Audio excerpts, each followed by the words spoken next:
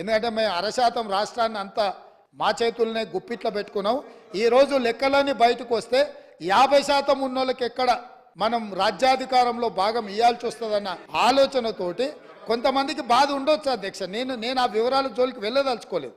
ఇప్పటికైనా ప్రధాన ప్రతిపక్ష నాయకుడు వారు వచ్చి ఒకవేళ వారు రాకపోయినా వారిని ఎవరినైతే చేయాలనుకుందో వారు మాట్లాడకుండా పక్క నుంచి నకలు చిట్టీలు అందించి పెద్దలు కడియం శ్రీహరి గారిని కూడా తప్పుదో పట్టించే ప్రయత్నం చేస్తారు.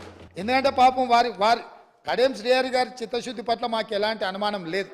నేను పదే చెప్పినా ఇప్పుడు కూడా ఆన్ రికార్డులో చెప్తున్నా.